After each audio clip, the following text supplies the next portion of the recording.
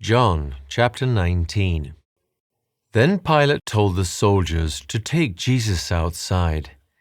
He told them to hit Jesus many times with a whip.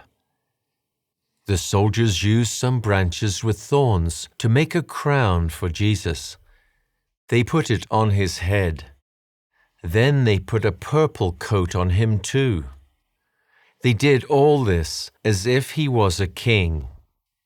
They came to him many times and they were saying to him, "Hello, King of the Jews, you are great."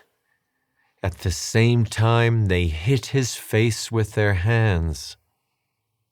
Pilate went outside once more.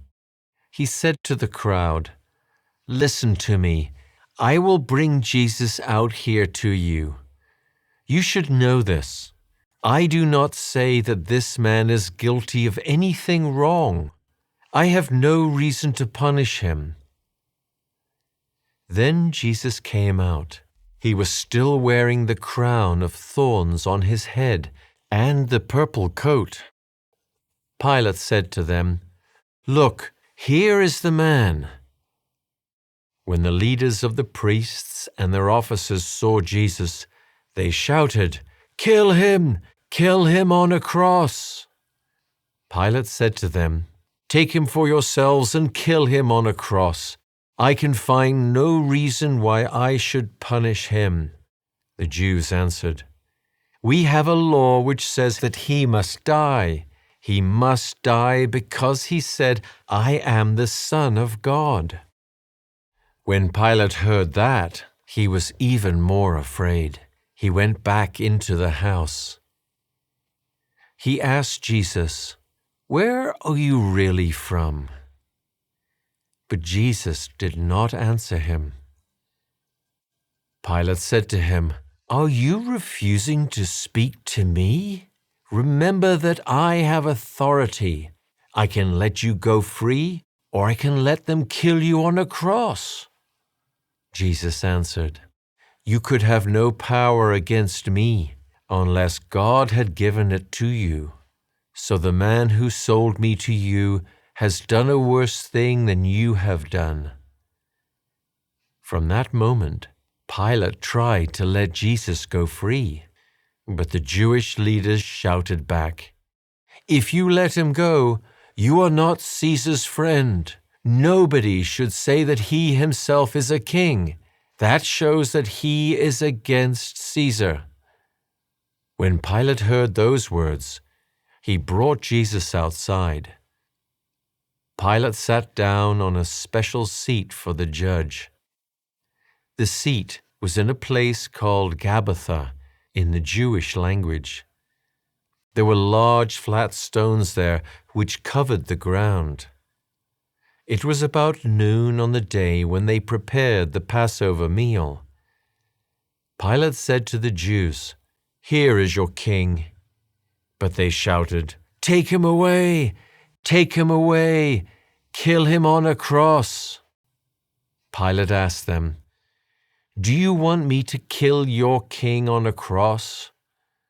The leaders of the priests answered, "Caesar is the only ruler that we call king." Then Pilate gave Jesus to them so that they could kill him on a cross. The soldiers took hold of Jesus. He was carrying the cross on which they would kill him. He went out to the place called the Place of the Skull. This place is called Golgotha in the Jewish language. When they arrived there, the soldiers fixed Jesus to the cross. They put 2 other men on crosses near to him. They were on each side of him, and Jesus was between them. Pilate wrote a notice. Then the soldiers put it on the cross. It said, "Jesus from Nazareth, the King of the Jews." The place where they put Jesus on the cross was near to the city, so many of the Jews read this notice. They could read it because Pilate had written the words in 3 languages. He had written it in the Jewish language and in the languages of the Roman people and the Greek people. The leaders of the Jewish priests said to Pilate, "Do not write, 'The King of the Jews.' Instead write, 'This man said that he is the King of the Jews.'" Pilate answered, "I will not change what I have written." After the soldiers had put Jesus on the cross, they took his clothes. They made them into 4 parts, 1 part for each soldier. They also took his long shirt, which was 1 single piece of cloth. So they said to each other, "We will not tear it. Instead, we will play a game with dice to decide who will have the shirt." This happened in the way that the Bible had already said. Each of them took some of my clothes. They played a game with dice to win what I was wearing. And that is what the soldiers did. Some women stood near to Jesus while he was on the cross. They were his mother's sister, Mary, the wife of Cleopas, and Mary from Magdala. Jesus saw his mother there. He also saw the disciple that he loved. That disciple was standing there near Jesus' mother. So Jesus said to his mother, "Woman, look, there is your son." Then he said to the disciple, "Look, there is your mother." From that time, the disciple took Jesus' mother to live in his own home. After this, Jesus knew that everything was now finished. Then he said, "I am thirsty." He said this so that things would happen in the way the Bible already said. There was a pot full of bitter wine there, so someone put a piece of cloth into the wine. They fixed the cloth to the end of a branch of hyssop. Then they lifted the cloth up to Jesus' mouth. Jesus drank the wine. Then he said, "Everything is finished." He bent his head down and he let his spirit go. It was the day when the Jews prepare everything for their day of rest. The next day was the day for the Passover meal, so it was a very important day. The Jews did not want the men's bodies to stay on the crosses during that day of rest. So they asked Pilate to tell the soldiers to break the legs of those men. Then they could take the dead bodies down from the crosses. So the soldiers went there. They broke the legs of the 2 men who were on the crosses next to Jesus. Then they went to Jesus. They saw that he was dead already, so they did not break his legs. But one of the soldiers pushed a spear into Jesus' side. Immediately, blood and water came out of his body. The man who saw these things has spoken about them. What he says is true.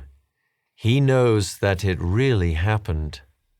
He is telling you the truth so that you can believe. The Bible already said how it would happen. It says, "Nobody will break any of his bones." In another place, the Bible says, "People will push a spear into that man's body, and then they will look at him." And that is how it really happened. There was a man called Joseph who came from the town of Arimathea. He was one of Jesus' disciples, but he was afraid of the Jewish leaders. So he had not told people that he was a disciple of Jesus. Joseph went to Pilate and asked if he could take Jesus' dead body away. Pilate agreed. So Joseph went there and he took the body away. Nicodemus went with Joseph. He was the man who had visited Jesus at night. Nicodemus brought about 33 kilograms of spices called myrrh and aloes. The two men covered Jesus' dead body with these spices, and they tied long pieces of linen cloth around it many times. That is how the Jewish people prepare a dead body before they bury it. There was a garden near the place where they had killed Jesus on the cross. In that garden, there was a place where they could bury the bodies of dead people. It was a new hole in the rock where nobody had ever put a dead body before. The next day was the Jewish day of rest, so they put Jesus in that grave hole because it was near.